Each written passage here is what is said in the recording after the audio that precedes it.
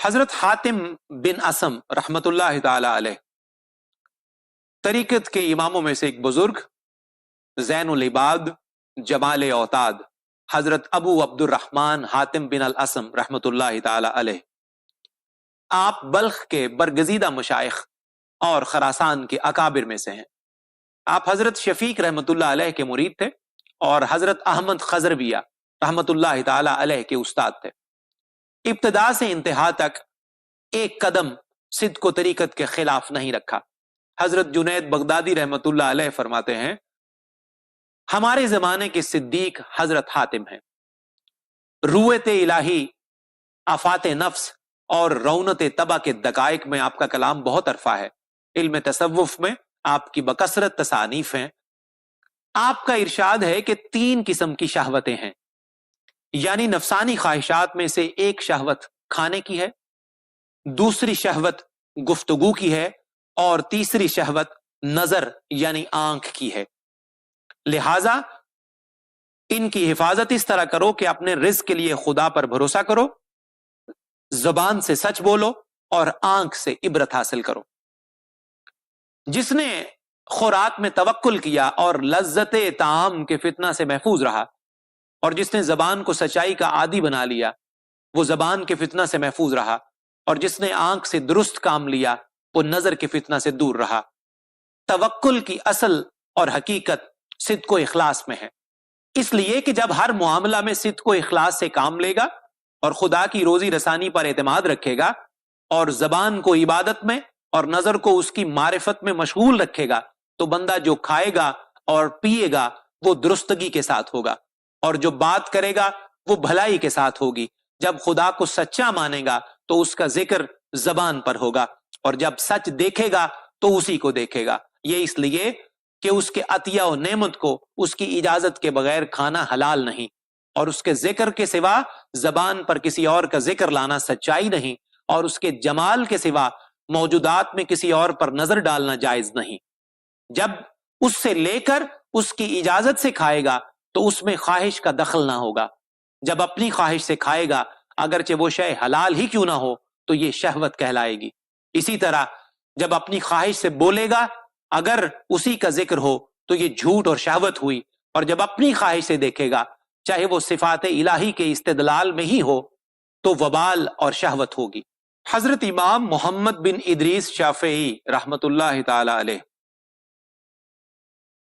طریقت و شریعت کے اماموں میں سے ایک بزرگ، امام مطلبی حضرت ابو عبداللہ محمد بن ادریس شافعی رحمت اللہ تعالی علیہ، آپ اپنے زمانہ کے اکابرین میں سے تھے اور تمام علوم کے مشہور اور معروف امام گزرے ہیں۔ فتویٰ، ورع اور تقویٰ میں آپ کے فضائل انتہائی مشہور اور کلام عرفہ ہے۔ جب تک مدینہ منورہ میں رہے، امام مالک رحمت اللہ علیہ سے تلمذ رہا، اور جب عراق تشریف لائے تو حضرت امام محمد بن حسن رحمت اللہ علیہ کی صحبت میں رہے۔ آپ کی طبیعت ہمیشہ گوشہ نشینی کی طرف مائل رہی اور طریقت کے حقائق کی جستجو میں مشغول رہے، یہاں تک کہ لوگ آپ کے گرد جمع ہو کر آپ کی اقتدا کرنے لگے۔ حضرت امام احمد بن حنبل رحمت اللہ علیہ بھی انہی میں سے ایک ہیں۔ آپ ہر حال میں خصائل حمیدہ کے حامل رہے، ابتدا میں صوفیاء کے زمرے میں رہے، مگر دل میں کرختگی رہی۔ لیکن جب حضرت شیبان رائی رحمت اللہ علیہ سے ملاقات ہوئی اور ان کی صحبت اختیار کی تو جہاں کہیں رہے طالب صادق رہے۔ آپ کا ارشاد ہے، جب تم ایسے عالم کو دیکھو جو رخصت اور تعویل کا متلاشی رہتا ہے تو تم اس سے کچھ بھی حاصل نہ کر سکو گے۔ مطلب یہ کہ علماء چونکہ مخلوقات کے پیش رو ہیں، اس لیے انہیں عظیمت کی راہ پر گامزن رہنا چاہیے، اور اگر غیر عالم میں عظیمت پائی گئی تو عمل میں غیر عالم عالم سے آگے بڑھ جائے گا۔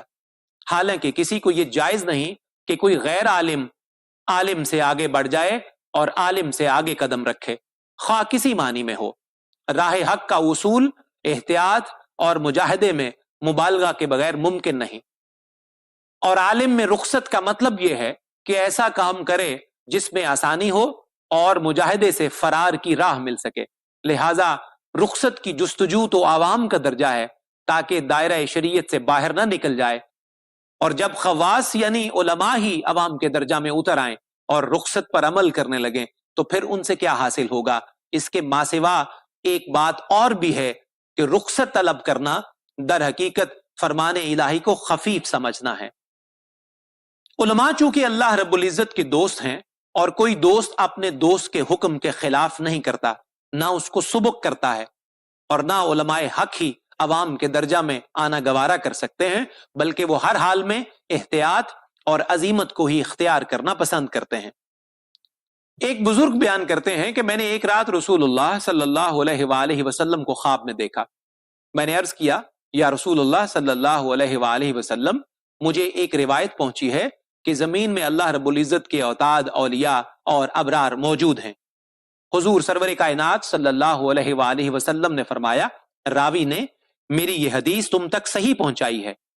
उस बुजुर्ग ने अर्ज किया, या रसूलुल्लाह सल्लल्लाहु अलैहि वसल्लम, फिर मुझे उनमें से किसी की जियारत करवाई जाए। हुजूर अकरम सल्लल्लाहु अलैहि वसल्लम ने फरमाया, मोहम्मद बिन इदरीस उनमें से एक हैं। हजरत इमाम अहमद बिन हम्बल रहमतुल्लाह ताला अलैह तरीक़त व शरीयत के इमामों में से एक बुजुर्ग, शेख सुन्नत, काते बिद्दत हजरत अबू मोहम्मद अहमद बिन हम्बल रहमतुल्लाह ताला अलैह हैं। आप वरा, तकवा और हाफिज हदीस नबवी में मखसूस हैं। तमाम मशाइख तरीक़त और उलमाए शरीयत आपको मुक्तदा मानते हैं। आपने मशाइख किबार में से हजरत जुन्नून मिस्री रहमतुल्लाह अलैह, हजरत बिशर हाफी रहमतुल्लाह अलैह, हजरत सरी सक्फी रहमतुल्लाह ताला अलैह और हजरत मारूफ करखी रहमतुल्लाह अलैह की सोहबतें पाई हैं। आप ज़ाहिरुल करामत और सहीउल फरासत थे। कुछ मुश्तबा लोग उनसे अपना ताल्लुक जाहिर करते हैं, लेकिन वो कज़्ज़ाब और झूठे हैं और आप तमाम इत्तेहामात और इल्जामात से पाक और मुबर्रा हैं।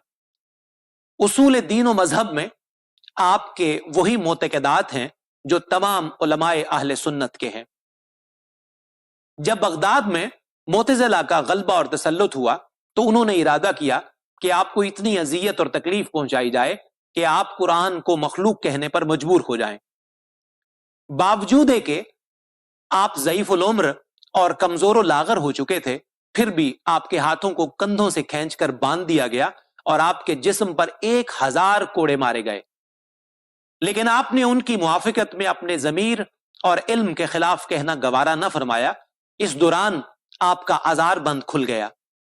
चूंकि आपके दोनों हाथ बंधे हुए थे, अचानक एक गैबी हाथ नमूदार हुआ और उसने आपके आजार बंद को बांध दिया। जब उन लोगों ने आपकी हकानियत की ये दलील देखी तो आपको छोड़ दिया। उन्हीं कोड़ों के जख्मों के नतीजे में आपका इंतकाल हुआ। आखिर वक्त में आपसे कुछ लोगों ने दरियाफ्त किया कि उन लोगों के बारे में आपका क्या ख्याल है जिन्होंने आप पर कोड़े बरसाए। आपने फरमाया, मैं क्या कह सकता हूं बजुज इसके कि उन्होंने खुदा की राह में इस गुमान पर कोड़े मारे होंगे कि माज़ अल्लाह मैं बातिल था और वो हक पर। मैं महज जख्मी होने की बिना पर क़यामत के दिन उनसे झगड़ा नहीं करूंगा।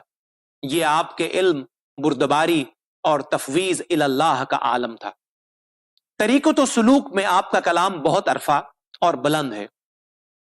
आपसे जब कोई भी मसला दरियाफ्त किया जाता, अगर वो राह सुलूक और तरीक़त से मुताल्लिक होता तो जवाब इनायत फरमा देते, और अगर वो हकायक व मारिफत से ताल्लुक रखता तो हजरत बिशर हाफी रहमतुल्लाह ताला अलैह के पास भेज देते।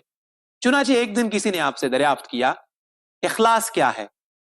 आपने फरमाया, इखलास ये है कि तुम आमाल की आफतों से महफूज रहो।